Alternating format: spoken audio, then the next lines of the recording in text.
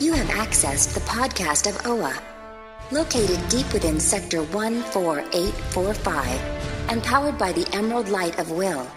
The podcast of OA is your guide to the Green Lantern universe. Hosted by Lantern Myron Rumsey, the podcast of OA begins now. Welcome back, everyone, to the podcast of OA. This is episode number 139. I am your co-host, Myron Rumsey, and I am joined by my friend and your friend, Phil Bova. Phil, my friend, how is life treating you? Life is good, man. Life is good. The school year is coming to an end, and looking forward to this summer. Me and my wife are taking a trip. June 10th, we're leaving, and we're going out to Las Vegas for about a couple weeks. Wow, lucky dog. Yeah, so we're gonna hang out with her brother lives out there, so we're gonna hang out with him and his family, and maybe take a trip up to Zion National Park, or maybe even take a trip out to the Pacific. Looking forward to it. Very much looking forward to it. Sounds great. Yeah, I don't know how the weather is in your area, but we've seemed to have run into typhoon season or something on the East Coast, because I think we've had one nice day, and other than that, I think everybody's out there building arcs right now. Yeah, we've had a lot of rain here too. Matter of fact, I cut the grass when I got home today, and it was damp, but yeah, it's been wet, and it was cold today too. It's been maybe in the 60s. Yeah, if you're lucky. Right. So some interesting things going on in the Green Lantern universe. The Green Lantern Earth 1 hardcover graphic novel got nominated for an Eisner. I know. I saw that. It's well-deserved honor. It's a great book. Oh, yeah. Great book. If you guys haven't picked it up yet, definitely pick it up. I know it is coming out in paperback. It is a trade paperback, on May 15th. So it should be out the week we're recording this. So if you haven't picked it up, it's definitely highly recommended. It's definitely a real-world take on Green Lantern. Definitely very sci-fi driven, with the door left wide open for sequels. So we'll see if this success, this critical success in being nominated for an Eisner, gets some traction on a sequel. Yeah, and it looks good sitting on the shelf. So try to get the hardback version. Yeah. If you can still find the hardcover edition, yeah, it's definitely worth picking up. Yeah. It's cool. Who's the artist in that? Isn't it Gabriel Hardman or something like that? Yeah, it's a husband-wife team of Karina Bechko, and I may have just slaughtered her name, and I apologize if I did, and Gabriel Hardman. They're a husband and wife team. They write and do artwork together. But yeah, Gabriel does the. I'm talking about like I know him. Gabriel Hardman does the artwork, and actually, he's done a lot of storyboards for Hollywood films. It's kind of like David and Meredith Finch. I was a big fan of their work. Yeah. They were a great team too. Yeah. The other thing is if you were interested in the world's finest collection Green Lantern box, I'm not sure how much longer it's going to be available if you didn't grab it. I just got notification that mine shipped and will be here on May 20th. So I imagine they're going to be closing down the window soon. When I get the box next week, we're recording this on May 13th. When I get the box, I'm going to shoot my first unboxing video of that kind of stuff. So if you're interested in it, definitely stay tuned to the Blog of OA YouTube channel, and there'll be a link in the show notes for that. Awesome, man. That's gonna be a great collection. And we're right in the middle of JLMay. So, the last episode, you and I kicked it all off talking about Blackest Night #0. And since you and I released the last episode, Chris and Reggie's Cosmic Treadmill has released their episode, as has the Idlehead of Diablo and the Fire and Water podcast, which means that Blackest Night 0 through 3 have been having their issues released, as well as Task Force X and the Starman Manhunter Adventure Hour did some of their issues as well. Those were some of the standalone issues, some of the tie-in stuff. So there's right now, there's 5 episodes out there for people to listen to if you really want to get your Blackest Night on. And the best thing about it is they're all great. They're all great guys. And, and it's so fun listening to different versions of their take on the same thing that we're reading, and you don't get a chance to do that very often. You read reviews, and everybody does reviews, but listening to the ongoing podcast with all these other great podcasters, it's just fun. It's just a delight. I keep it on my office, and I just have it cranked, and it's really, really fun listening to them. Yeah, it's interesting how, the podcast community in the comics world is really, really cool. There's a lot of camaraderie. There's not a lot of, fighting for listeners. I think everybody complements each other very well with all the different shows that are out there. And to listen to other people's takes on things and how they may mention something that I've never thought of, or they might pick up on a subtle nuance that I thought maybe, it was one of those things where a lot of people didn't pick up on it, to listen to other people and their takes and fresh ideas and different ideas, to me is what this is all about. And it's funny you mentioned that, because it's like the one realm of the digital world that's not toxic. It really isn't. Nobody bashes each other. Nobody tramps on each other's opinions, or goes the extra mile to really, really slander another podcast or another individual on them. So it's just, to me, it's just, sometimes it's a delight to get to listen to them guys and stay off the social media, because it gets a little daunting on there. Yeah. I mean, for some time, there seemed to be a perception that we were competing with the Lantern Cast, and I've never looked at it in that way at all.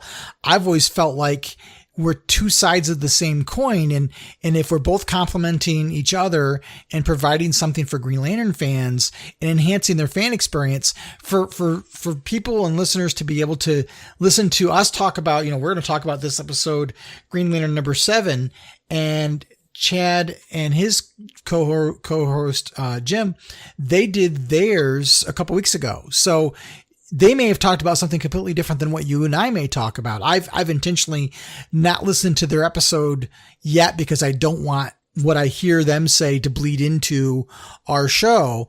But it's interesting for me to be able to go back after we're done recording this episode and listen to their take on it. And to me, what they're doing enhances my experience as a Green Lantern fan. And I hope that what we do, and does the same thing for them. Likewise, we're both contributing to the greater good for Green Lantern fans all over the world. And there may be people who listen to this show and don't listen to theirs. And maybe by listening to us, they'll discover the Lantern Cast and all of their rich content. And likewise, when they talk about us, maybe somebody will discover us for the first time. So I think it's very, very complimentary to each other. And I certainly don't see any sort of competition. I'm sure we share, if you did a giant Venn diagram, I'm sure that the intersection is bigger than the two pieces that don't have any intersection at all. Right. And with this crossover, people gain listeners, like you were just mentioned. And, while there might be a lot of people listening to another one, they may not have heard of half of these. As a matter of fact, one of them on here, I didn't really heard of, Coffee and Comics. I didn't know existed. And I'm looking forward to it when they drop theirs, because it'll be my second time listening to them. So, but it all goes back to the old adage. I mean, everybody's got an opinion, respect the other person's opinion. I mean, just because, I don't like Batman, and you know how much heat I catch for that? I mean, I hate the character. I hate Batman. I just don't like him. He's overused. He's saturated, and I'm tired of all these Batman titles. But granted, people don't like Hal Jordan. I can understand that. I can totally understand that. You also should be able to understand that it's okay that I don't like Batman, just because 90% of the population does. You know what I mean? Right. There's something there for everybody. So There is. So, continue to listen to JLMay. I have a post on the blog of OA, which I will put in the show notes, that talks about each one of the shows, and it has links to each episode so far that's been released. And I'm updating that as we go, so that people that can check into that article and get links to ultimately every episode that ties into the JLMay. Great. Awesome.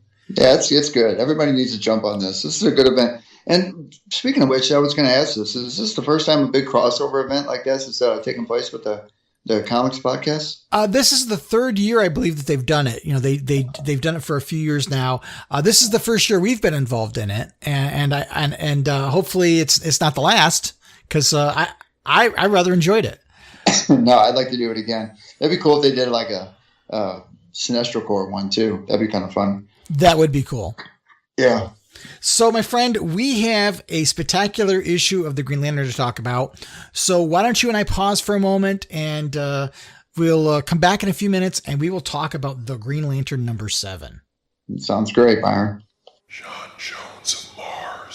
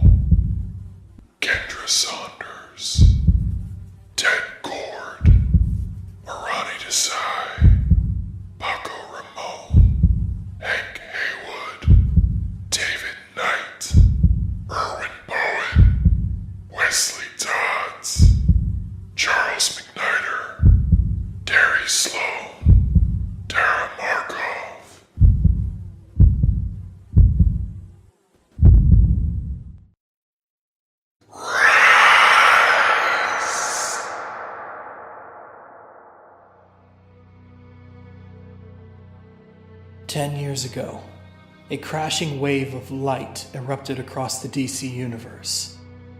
A multicolored spectrum of energy bathed the cosmos in a war of light. Rage clashed against passion. Hope sought to stifle fear. Greed to choke out compassion. And in the middle of it all, the will to keep going and fight for all. Now this war has come to the surface of our planet, because while the light fights, the darkness rises.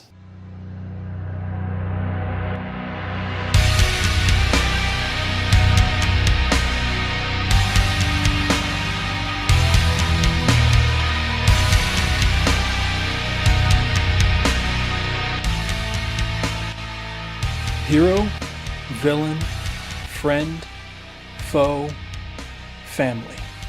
Across the universe, the dead have risen, and it's going to take every available podcaster to fight back.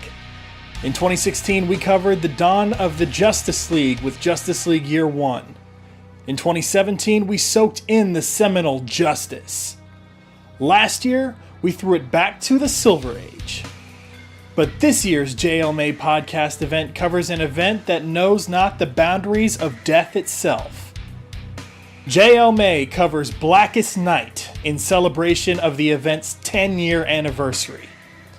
Our coverage begins on April 30th with the podcast of Oa and proceeds through the entire month of May with Chris and Reggie's Cosmic Treadmill, the Idlehead of Diablo, the Fire and Water podcast, Head Speaks, Coffee and Comics Podcast, Longbox Crusade, Waiting for Doom, Task Force X, the Starman Manhunter Adventure Hour, the Dr. DC Podcast, the Birds of Prey Podcast, Justice's First Dawn, and ends with the Lantern Cast.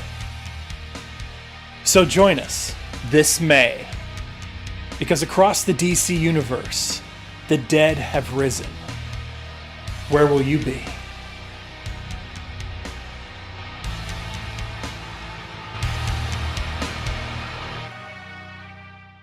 So the second half of the Green Lantern season number 1 kicked off recently with issue number 7. And this issue really is a departure from your traditional comic book storytelling. And it's nothing new and revolutionary. We've seen it from time to time from writers like Grant Morrison and Neil Gaiman and so forth. But this issue is primarily written in prose format. So definitely something a little bit different, Phil. What did you think about this particular issue? Oh, I thoroughly enjoyed it. I love the panels. I love how the art. I love how Liam Sharp did the panel work with the interplay with the art and the Green Lantern emblem. I thought that was really cool. Yeah, I loved it. And he colored this issue too. So You see the colors when Hal's inside the ring world in the beginning, how dark it is. And then at the end, when there's some resolution, the colors are bright again, which kind of echoes what's going on in the status of the Power Ring itself. And the thing that really stood out about this one is the shading. Somehow the shading was just, he just did a wonderful job on his shades. You mentioned the artwork, but how he has that aura around it, just with that shading effect, looks amazing. And it's interesting to see it, to see the prose style that Grant Morrison adopts in this one, and that the only time you really see word balloons is, towards the middle and latter half of the book. Right. And you talked about how Liam Sharp used the Green Lantern logo as kind of the panel design for this issue. It's interesting when the story jumps out of the ring, when you start seeing different things outside of the ring, it goes more back to your traditional rectangular and square panels. It goes back to more of a traditional layout, which again, very creative, detail that you don't necessarily have to pick up on to enjoy the book. But the subtext and the underlying creativity, I have to respect that hugely. Well, and then that one page where you have the lantern ring disappearing into the black, and then you got those 3 word balloons. There's just such little narrative, but yet each individual picture portrays a certain deepness and value to a Green Lantern fan. Yeah, absolutely. And, it was interesting. There was kind of a buildup that we were going to see this whole a conflict between Hal and Merwidden, and that really didn't happen. And I'm not disappointed by that. I opened the book thinking this is what I was going to read, and then it wasn't that. And I was taken back a little bit at first, but then the story itself was so beautiful and poignant and heartfelt that any disappointment I may have had that the book didn't meet what I was expecting when I opened it, completely blown away. I think the only disappointment, if I was going to add any kind of criticism, would be that I get tired of going inside the ring. Jordan's been in there. Jordan's been in there an awful lot. He should know his way around by now. And while I understand each person has a different version to be inside the power ring, I'm getting kind of tired of going there. I felt like you can tell a story, but not go back to the power ring once again, which, by the way, we still haven't determined if this is the ring that he initially made himself of his own free will, or if it's one from the Guardians. Well, Merwidden originally was put inside of Hal's power ring, the one that was given to him from Abin Sur. And gotcha. Grant Morrison is basically alluding to the fact that that's the ring that Hal has now, that the ring that Hal forged from willpower itself is no longer part of the equation. Yeah, okay. That makes sense. Yep. And what's interesting to me, one of the things I think that makes the story so brilliant is that you know that I said it in my review. Carol Ferris is Hal's greatest love, but Hal's power ring is his truest love. If that's a good way to put it. That's a good way to put it. And so when you go back and you look at how this issue unfolds, and first of all, I got to comment about the last panel in the book, because to me, it's one of the most, to sum up Hal's relationship to the power ring, and that panel is it. If I could own one piece of original comic book art from this series, it would be that panel. Yeah. I completely agree. It's beautiful. It's beautiful. Oh yeah. Yeah. And if you go back, people who have a fairly good Green Lantern collection, I want you to go back and read two particular issues from Hal Jordan's past, from Green Lantern past. And one of them is Green Lantern number 198 from 1986. It's a Steve Englehart, Joe Staton issue, and it's a tie-in to Crisis on Infinite Earths. And in this particular story, Hal is not Green Lantern at this point. Hal resigns from the Corps to be with Carol, and John Stewart is the Green Lantern.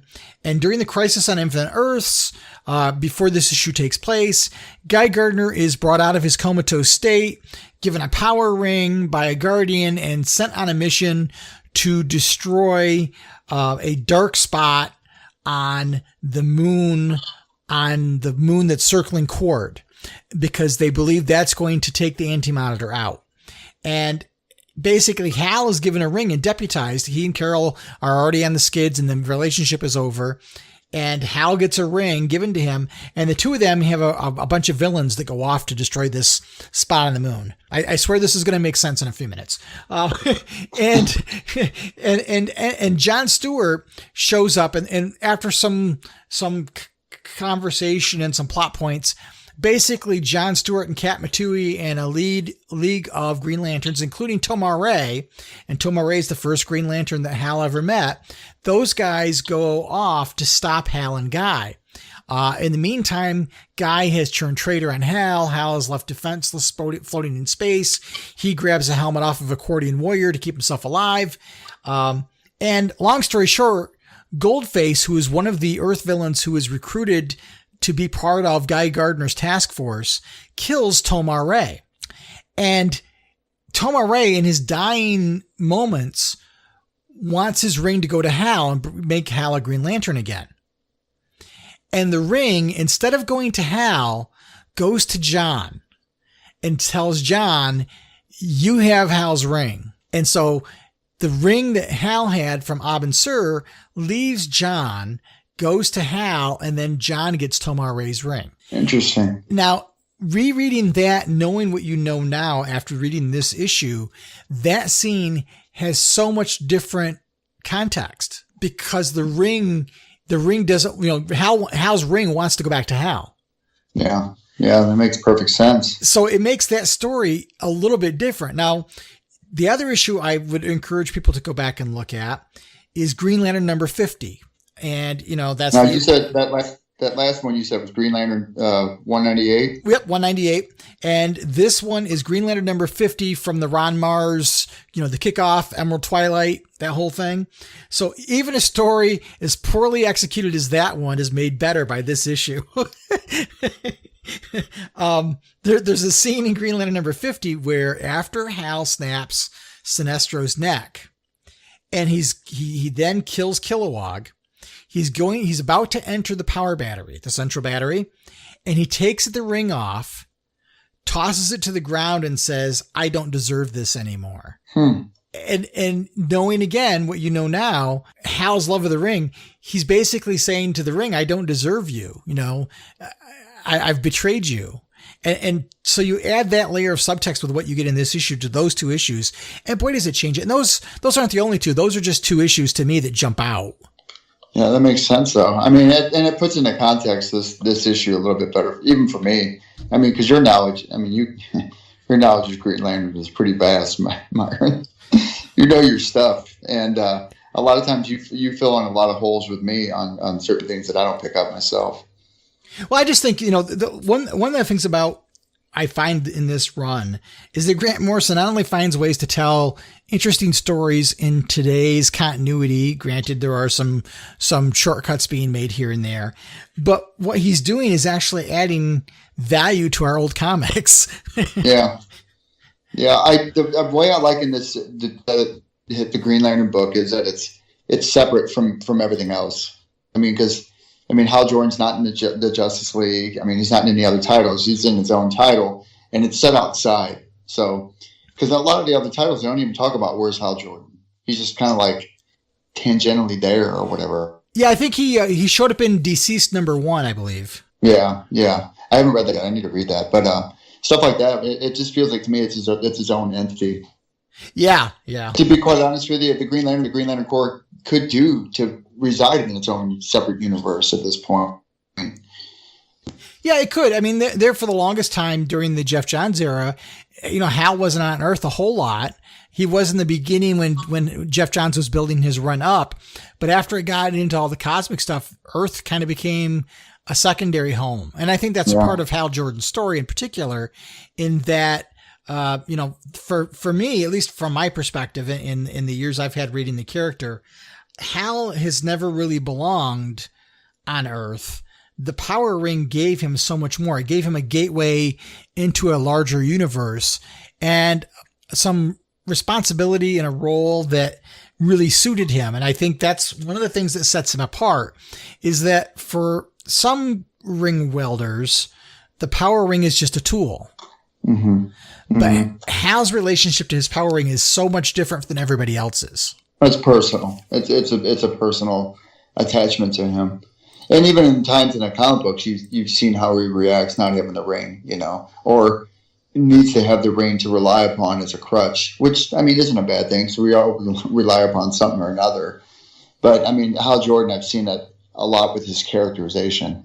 Yeah. And when you see Penga Wearer in this issue, and she personifies a woman, and to me, there's a slight passing visual similarity to Carol Ferris in some ways, but not much. But she's her own character in this, and the fact that even she doesn't know her own secret is interesting. But yet, even though these two characters don't truly know who they themselves are, let alone each other, they still cling to each other and find each other in their darkest moments in this issue. And I'm flipping through the pages again once more, and just every page that you just turn, it's more beautiful than the one prior to it. Yeah. Liam Sharp really, really, really did a killer job. He really does. He does his book justice. And I'll go back to what you said earlier about Grant Morrison's writing. It's nice to see him tap into those. I wouldn't want to say the good era of Hal Jordan, but it's nice to see him tap into eras of Hal Jordan that bring him forward for fans that aren't familiar with reading that from that time era. Does that make sense? Yeah, I think a lot of Green Lantern fans. I think there's two schools of Green Lantern fans right now. I think there's the school of fans of my own history that have been with Green Lantern since the 70s and so on, and then you have a lot of people who jumped on during the Jeff Johns era, who really don't have the exposure to some of that stuff. And so what Morrison is really doing a great job of is taking some of those fantastical elements of yesteryear and the Silver Age and Bronze Age and bringing them forward and still doing them and implementing them in modern ways. Which, by the way, on a side note, did you see who showed up in Free Comic Book Day?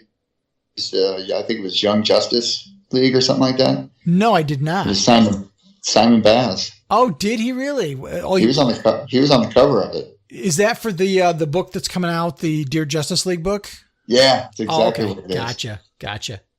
And it's like, okay, so I hate to get off a tangent with this, but that worries me in some regard because, that's teaching youth about a Green Lantern that's Simon Baz. So he's going to get popular with that generation of kids. And then next thing you know, people are going to forget about the other ones like Hal Jordan and Kyle Rayner and all the good ones. And then Simon Baz is going to be more popular than them all. That would be a nightmare. That goes back to a conversation we've had multiple times about the delusion isn't a good choice of words. The watering down a little bit of the number of characters, because if I'm a young person and I pick up that book, or I pick up the book with, I can't remember the name of the book, but it's the one that's coming out, the young person's graphic novel that's not part of continuity about the young, Eastern, Young Justice, isn't it? Well, there's Teen Lantern in the Young Justice book, but then there's another book coming out. Oh, that's right. That's another one we brought up that one episode. Yeah, I don't remember just now what it's called, but you know what I'm talking about. Green Lantern Legacy. It's that book coming up. So if I'm a young person and I go and I pick that book up and I fall in love with that character, I'm going to expect that character to be in my comics. And to me, that's one of the problems in what's going on. And I don't want to belabor the point because we've talked about it before, and I think we're going to be talking about it again when we get to listener feedback. But that is one concern. And what I like about what Grant Morrison is doing is he's shining a light on the rich history that exists in the Green Lantern lore and bringing it forward in ways, Jeff Johns did similar things. He brought Hector Hammond and Black Hand forward and did new things with them. And Grant Morrison is kind of doing the same thing, but on maybe with broader brushstrokes. Yeah, that makes sense. Yeah, that makes sense. So I thought it was a fantastic issue. I think of the 7 issues we have had so far, and I try not to let the excitement of the new kind of taint my experience a little bit. But I do think this was my favorite of the issues, primarily because it was such a personal story between Hal and the Ring, and that was what really drives the entire plot. And without waxing poetic, it's sentimental, it's heartfelt. It gets to the crux of why Hal Jordan is the Green Lantern. Some of the characters that wield the ring are a Green Lantern. Hal is the Green Lantern. Yeah, it kind of personifies this in this issue. I mean, like you said, it's a personal issue and it's pure. It's just it has that pure resonance to it. And I'd have to second the fact that this is my favorite issue visually that I've seen yet. Oh yeah. I mean, as the ring is dying and you see Hal holding Pengo Weir and she can't see anything anymore. And Hal's like, there's me right by your side, never apart. And then you get to the next page and he says, and when we're giving everything and there's no more left to give. And she goes, we go the extra mile. And at that point, the connection is there. The connection was there between them, even though they didn't even know their own identities, let alone who each other were. That connection was there all along. And it's that connection that saves them both in the end. Yeah. On a side note, page 15 on mine, which is digital, the one where Hal Jordan standing there, he says, okay, I got this. Oh, yeah. Yeah, I cropped that and I made that one of my wallpapers on my screens at work just to remind me that I got this. I don't know if it was intentional or not, but it reminded me of the kickoff of Justice League during the New 52 when Jeff Johns had Hal saying, I got this. Oh, yeah, that's right. And I don't know if that was intentional or not, but it certainly is much better this time around, hearing him say it, than it was the first time. Yeah, that's a cool shot, by the way. Yeah. I just love this issue, and I can't say enough good things about it. Yeah, even to having when Hal's ring is found by the two other Green Lanterns, one of them is Purdue, who is a character who's been around for a long time, but yet we haven't seen him other than being in the background. I think he was last seen in an issue of Green Lantern Corps back during the Van Jensen run. Huh. And even then it was he didn't even have a speaking line. At least here he had a line or two. But he's one of those characters that, again, classic Green Lantern character from back in the days when Green Lantern had a cast of thousands, and Grant Morrison, rather than just say, let's just create a new character, pulls one of those guys out, which I think is great. Well, I mean, there's 3,600 of them. It's pretty easy to do, Yeah, really, but there's such a propensity for writers and artists to, hey, let's just make something up. That's the lazy way out, Right. Or they want to make their mark and create a new character. Yeah, exactly. And to see that they don't do that. And I mean, this issue, these stories could just as easily have been published during that Bronze Era age in the 70s as they could now, because these stories are almost timeless. Like they could fit in the current continuity, but they could fit in an old continuity too. Yeah, you're right. So anyway, great issue. If you haven't read it, I highly recommend you pick it up. One of the gems, I think, of this run so far. Yeah, it's really, really cool. All right, well, let's take a quick pause and we'll come back, and we've got a couple of pieces of listener feedback to talk about. Sounds good, Myron.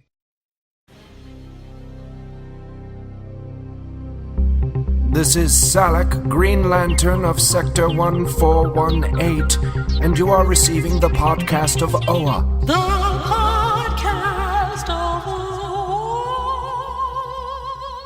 All right, Myron, welcome back. Here we are, listener feedback again. Let's see if we can get some interesting tidbits from Simon Baz fans out there, huh?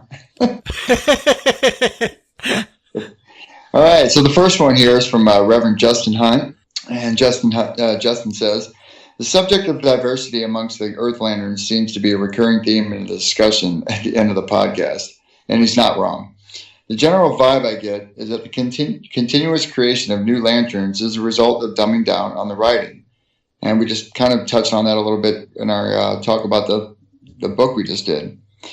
The notion that a character has to be just like me to be relatable has become quite prominent. Agreed. This has led to the rather obnoxious trend to make more and more GLs from Earth while ignoring existing characters. Lantern Baz seems to be the go-to example of this, though I generally agree with the assertion that he was a mix of diversity for diversity's sake and a legacy character whose story, though once poignant, lacks real longevity. I have found him somewhat relatable. As a pastor of a small Christian congregation, I am sometimes bothered by the lack of religious characters in DC properties. I am drawn to the Green Lantern franchise by the moral code and duty aspects, and really didn't need someone with religious-backed views. Even if I did, there was Groff Torrin. However, I have come to appreciate having an Earth Lantern with an existing religion. Even though he's Muslim and I'm Christian, the idea of acting in a way that is consistent with a codified belief is a shared one. Granted, religion isn't regularly brought into the books, and it doesn't need to be. It is nice knowing that at least one character is religious. Well, first off, I'm going to say, go Justin for pointing out something that, even I've overlooked myself. I mean, I was raised Catholic. I've since denounced my religion quite some time ago. And while I don't ever trounce on anybody's beliefs, and I never will, because there's so many of them out there, and people need to follow what they need to follow. That gets them to the end of the day. He brings up a legitimate point, and I don't know if I'm qualified enough to make a reason why they don't bring religion into comics too often. Maybe you might have an opinion about that, Myron. I think it's just the controversy of it. I think if you highlight a religious character, you take a very big risk in alienating people whose belief systems may be very contradictory to that, or in saying, well, why don't I have representation in my situation? Now, there are times when it does work. Like I'm thinking in particularly if Reverend Hunt has not read Justice League, The Dark Side War, Green Lantern #1 by Tom King. I think that's a great book that talks about, God's role in religion in a very interesting way. I found that issue. I know Tom King is kind of become a very controversial writer these days, but this particular issue, that I'm talking about, it resonated with me in such a deeply personal way, because and I don't want to get into my own religious beliefs, but I don't know my own answers to how I feel about things myself. And this issue, helped me deal with a couple of things that I needed to deal with on my own. And I felt it was a good Green Lantern story, but at the same time, it talks about, in Hal's situation, without giving away the story, it talks about Hal and, his own problem with God watching Martin Jordan die and not doing anything about it. And so Hal's struggle as a young boy wrestling with that whole thing. And if you haven't read the issue, I highly, highly recommend picking it up. It's Tom King and Doc Shaner. Doc Shaner's the artist on it. Great book. But you don't see a lot of that. You don't see a lot of those things in books. I think he's correct. And one of the things that made Simon Baz different was his attention to his religious faith when writers would choose to focus on it. But I think that's what happens a lot of times with some of these characters when they get some time on the page.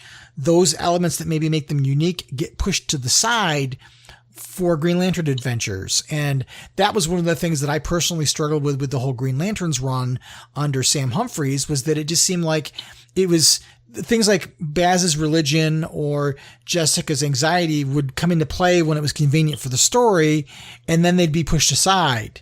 Now, so which is what they've done with a lot of Jessica's character, that I've read lately. It just seems like it's a byproduct of what she once was going through. And, and I pointed out on a number of occasions, there's things that you can bring into comic books that raise awareness, you bring up a good point about religion not being a good one because it does open up that whole storm of criticism. But stuff like medical disabilities or whatnot are often sometimes a point of focus. And I feel like a lot of those are overlooked too, Go ahead, Myron. Sure. And I think, what Reverend Hunt says about lacking longevity is a big chunk of that. It's like, I don't want to get into the whole Hal Kyle thing, but Kyle was created as almost the Peter Parker of the DC universe, and he's the guy who had to figure it out as you go along, right? But eventually he has to figure it out. So eventually that arc ends, and then where does it leave the character? That's interesting. Well, here's a little tidbit about Simon Baz and me you might know. Now, everybody probably who's listening by now knows that I'm not a big fan of Simon Baz, but I'll be quite honest with you. I actually do like Simon Baz. To prove it, I've even got one of the collectible figures put in one of my cases. Now, the one big problem I did have with Simon Baz that even Reverend Hunt pointed out is that the longevity concept. I liked Simon Baz when he came out. I didn't need to know whether he was a Muslim or not to know that I liked the character, because I don't think a character needs to be defined by the religious base, and nobody should be. And I liked Simon Baz as a cool character. Unfortunately, I also saw how he was being misused over the years, and that seems to be the theme with how these lanterns are treated, albeit not the important ones, But that's a good point of what he says about the longevity thing, because he injected a Muslim character in a time when Muslim was in the lexicon of our social conscious. Right. It was, Jeff Johns was trying to put, trying to make people think about how they view Muslims, because it was at a time when, and it still is to some extent, very black and white when it comes to that in terms of people's opinions. And so he was trying to make people pause and think. I don't think giving him a pistol was exactly a brilliant stroke on his part. But Good point. But you know, and making him basically a thief wasn't exactly a good thing either. But regardless, you know, it's interesting how these characters come about, and then they get cast aside. And I have a real problem with the diversity for diversity's sake and the just like me syndrome. And I just think it reinforces the negative part of humanity to not look beyond the surface. Well, and not only that, it just puts people in a bubble. You know, working in the school system, you know, you see cliques. I mean, that's never going to go away. You see pods and groups of kids hanging out together, but to put them in a bubble, to be defined by something that is not of what normal standards characteristics would be, I think it's degrading to the kids themselves. You know, hey, you know, that person looks like me. I should be involved in that type of group. You know, of course, I'm thinking more bigger things like relatable concepts that have to do with the teenage world. But it just to me, nobody needs a title. You don't need a title to get by in life. You know, you just need to be you to get by in life, and that's the end of the discussion. But too many kids rely upon titles, you know, and I don't necessarily think I agree with that. But I come from a different age, as do you, and you know, sometimes even I have to take a step back and say, you know, is it worth it arguing that point? Because sometimes I just don't want to listen. True. So anyway, my rant's over. So Reverend Hunt, thank you for writing in, and thank you for making the podcast a part of your fan experience. I hope you continue to listen. And like I said, if you haven't checked out that issue, by all means do. I think it's a brilliant issue. Anyway, the second piece of listener feedback we got was via YouTube, and this was in response to our last episode. And the comment comes from Green Lantern HG. And he says, first time listener, this is a very close to my heart story. I am like you where I want at least an animated Blackest Night movie, but I'm ambitious. I want the Sinestro Corps War, the War of Light, and the Blackest Night to finish it off. You gave it a great start to this JLMay event. So Green Lantern HG, thank you. You know, you and I Phil were just talking a little while ago about how this event will help people find the show. And certainly this is proof in point. So I hope that Green Lantern HG sticks around and goes back and takes some time to listen to some of our older shows. And I really appreciate the comment about the fact that he thought it was a good start. I agree with him 100%. I want to see Sinestro Corps War and Blackest Night as films. I don't know if they need to be live action. I think they would do better as animated, to be honest. Only because I think that a live action version of the Blackest Night would require a lot of build up, and people wouldn't understand the importance of some of the deaths of the characters, and how would you even do that in a live action place where we don't have this universe fully developed. Whereas if you did it in the DC universe in the animated style, people at least have seen some of these other characters in other movies, and you could use those characters and bump them off or say that they're dead and bring them back and that kind of thing. And at least the viewer would have some more resonance than they would with a live action version. But I really, really, really would like to see both of those done. And I'd like to see them done where the creators are allowed to go where they want to go in terms of the graphic elements and stuff. And that means if they're R-rated, they're R-rated. I don't care, but I want to see them done right in epic storytelling fashion. And also to add, I think at this point, whenever they with the DC animated features, at some time they're going to have to probably make a standalone Green Lantern animated film, or not a film, but an animated movie. Just because I think even if you're going to think longevity, you know, and you want to do a Blackest Night, you got to have a lead up. And I think now with us being so far, when was the last Green Lantern animated besides just the series that came out? You're talking, which one was that? Green Lantern Emerald Knight. Emerald Knight. So that's been a while. That's been a while. That was 2010, I think. Yeah. See, so at this time, you're talking a long time later. I mean, you'd need to probably do like a Green Lantern, couple hour long, introduce characters, you know, introduce Sinestro to a certain degree. And he didn't even have to be a Green Lantern at that time. He could be the Sinestro Corps. And you can introduce the other lanterns and stuff, much like the series did, and then do a lead up into further development from like Sinestro Corps War, and then they could do something else, and then do the Blackest Night as a culminating event. But I think it would be better served as an animated, like the jump off the animated by Giancarlo. Yeah. And actually, it came out like 2 weeks before the Green Lantern movie did. Man, that would have just been great. It came out in 2011. But yeah, I'd love to see some more stuff done with the Green Lantern, and not relegated to background characters and so on. I'd like to see a Green Lantern-centric animated film again. I don't know when and if we're going to get one, because it seems like right now every other one is Justice League, and then every other one other than that is Batman. So yeah, again, it goes back to what I originally said. Sadly, and also Green Lantern HG, welcome. Thank you for being a first-time listener. I'm looking forward to. Hope you listen to more of these. Absolutely. So thank you guys for giving us some feedback and giving us some more things to talk about. So my friend Phil, rather than take a time out and come back and close the episode, why don't we just wrap things up and save people a few moments of their time? We can do that. We can absolutely do that. So thanks again for tuning in, everyone. And we will be back in a couple of weeks, and you and I will have to figure out what we want to do for a retro review. Yeah, I'll get some ideas in my head this weekend. I'll get a hold of you next week.